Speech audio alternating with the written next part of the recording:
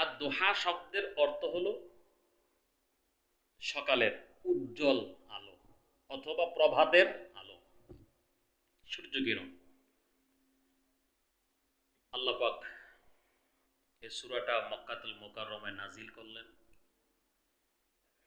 এই সূরার মধ্যে আয়াতের সংখ্যা হলো 11।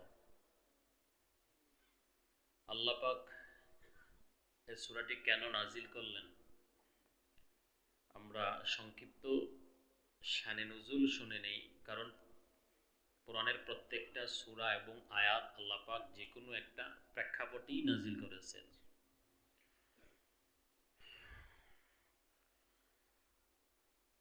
যেহেতু আপনারা বসছেন আলোচনা শোনার জন্য, আমি এই সূরা থেকেই আল্লাহ যদি আমাকে তৌফিক দেয় আমি আলোচনা করব। তবে লম্বা আলোচনা, যতটুকু আমি বা আপনাদের মন মানসিকতা, গুরুত্ব এবং আপনাদের যে একটা অবস্থা, যখনই দেখব যে একটু এলোমেলো, যে আপনাদের একটা ক্লান্তি এসে পড়ছে, ঘুম এসে পড়ছে, অসুবিধা না, আমি বয়ান আস্তে করে গুছিয়ে নেব। এরপরও আমাদের বয়ানের কারণে যেন আগামীকাল ফজরের সময় মসজিদে যেন এক কাতার মুসল্লি না হয়, এরকম যেন না হয়। ঠিক আছে?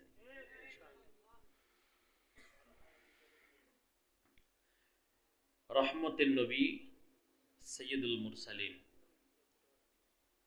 বুখারী, তিরমিজি, মুসলিম শরীফের মধ্যে নবীজির একজন প্রিয় সাহাবী হযরত জুনদুব ইবনে আব্দুল্লাহ রাদিয়াল্লাহু তাআলা আনহু, তিনি বর্ণনা করেন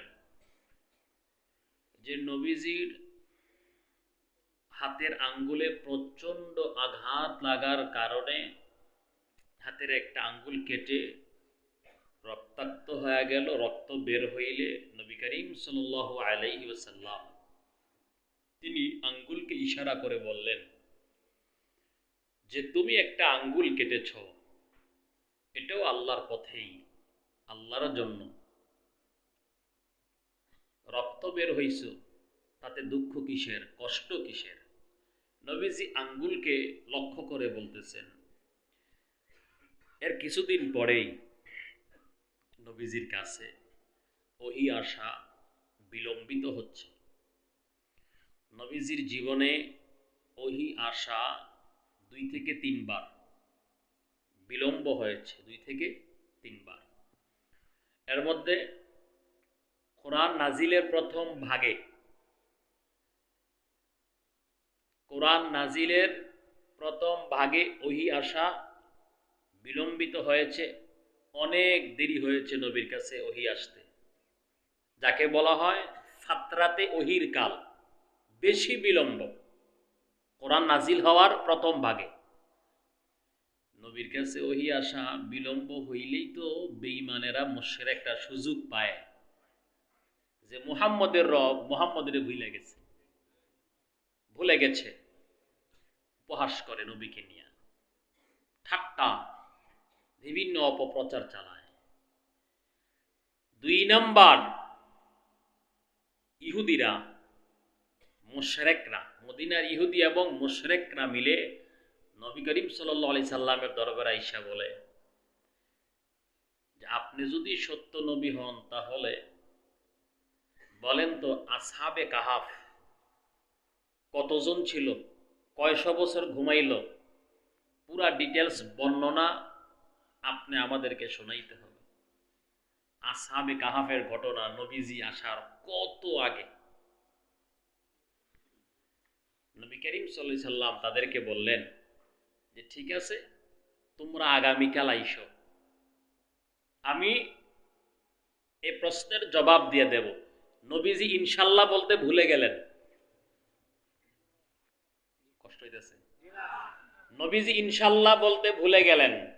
যতক্ষণ কথা বলবো প্রত্যেকটা কথার মধ্যে আমল আছে, যদি আপনি ধরতে পারেন, বুঝতে পারেন। এই যে ইনশাল্লাহ নবীজি বলে নাই, এখানে প্রায় 15 দিনের মতন ওহী বিলম্ব হয়েছে। পিয়ারে হাজিরিন, এই যে ভালো কাজে ইনশাল্লাহ বলতে হয়, আল্লাহ পাক কি ওহি বন্ধ রাইখা শুধু নবীরাই শিক্ষা দিলেন, না তামাম পৃথিবীর সমস্ত মানুষে শিক্ষা দিলেন?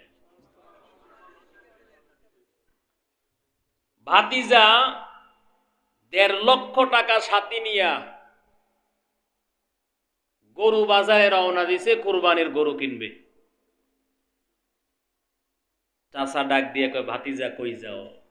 কয়, চাচা বড় একটা গরু কিনতে যাইতেছি। কয়, ভাতিজা ইনশাল্লাহ বললা না? কয়, চাচা টাকা পকেটে, ইনশাল্লাহ দরকার কি, জামু গরু নিয়ে বাড়ি আমু। আল্লাহর বান্দা বাজারে গেছে, পকেট ফুলা, এবার পকেট নাই, পকেট কাইটে টাকা নিয়ে গেছে। গরু সুন্দর একটা দাম দর করছে, এখন মাত্র টাকা দিবে। পকেটে হাত দিয়ে দেখে যে পকেটের মধ্যে সিজার করে রাখছে। কি করে রাখছে? সিজার। যাই হোক, এবার আল্লাহর বান্দা ওই ভাতিজা কপালের মধ্যে জোরে জোরে আঘাত করে হাত দিয়া, আর বলে, হাই রে, চোরে যে টাকা নিয়ে গেল, গরু নিয়ে যদি বাড়িতে না যাই, আমার উপায় কি হবে? এবার আসার সময় আবার চাচা আসর নামাজ পইরা মসজিদ থেকে বের হইয়া রাস্তায় দাঁড়াইয়া। এটা আমরাও করি, যে গরু কিনে নিয়ে যায়, ভাইজান গরুটা কত হয়েছে, ঠিক না বেঠি? এবার দেখতে আছে মন মরা ভাতিজা, এক কদম সামনে এক কদম পিছনে। চাচা ডাক দিয়ে কয়, এই ভাতিজা, কিরে গরু কিনতে না গেছো? গরু কই? কয়, চাচা ইনশাল্লাহ টাকা চুরি নিয়ে গেছে। এখন ইনশাল্লাহ টাকা চুরি নিয়ে গেছে। চাচাই কয়, এই বেটা, ইনশাল্লাহ টাকা চুরি নিয়ে গেছে কিরে? তুই যদি প্রথমে বলতি যে ইনশাল্লাহ গরু কিনবো, তাহলে আল্লাহ পাক তোর এই আমানত, এই টাকাটা হেফাজত করতেন। ভালো কাজের আগে, ভাতিজা মনে রাখবা, ভালো কাজের আগে সবসময় ইনশাল্লাহ বলতে হবে, যে ইনশাল্লাহ আমি আগামীকাল আসতেছি, ইনশাল্লাহ আমি এটা করব। মানে ভালো কাজের আগে কি বলতে হয়? ইনশাল্লাহ বলতে হয়। এখন কি এটা আল্লাহ পাক শুধু নবীরেই স্মরণ করাইয়া দিলেন, না তামাম পৃথিবীর মানুষে আল্লাহ শিক্ষা দিলেন?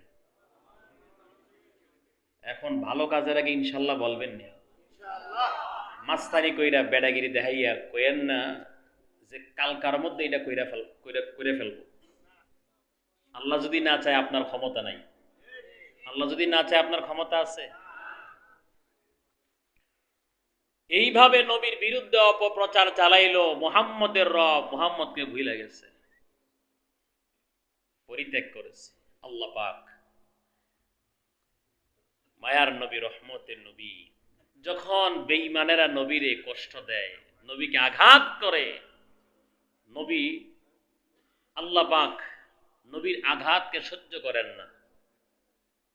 আল্লাহরে গালি দিলে আল্লাহ কয়, নবী আমি এগুলো কিছু মনে করি না। ফেরাউন নিজেরে খোদা দাবি করছে, নমরুদ আমাকে মারার জন্য তীর মারছে, এগুলোকে আমি নবী কিছু মনে করি না, আমি সহ্য করতে পারি। কিন্তু আপনাকে যদি কোনো বেঈমান, আপনার বংশের লোকেরা, গোষ্ঠীর লোকেরা আপনার আঘাত করে কষ্ট দেয়, নবী আমি আল্লাহ একটা মুহূর্ত বরদাস্ত করতে পারি না। এই মর্মে আল্লাহ পাক সূরা আদ-দুহা নাজিল করলেন। শুনতে রাজি আছেন?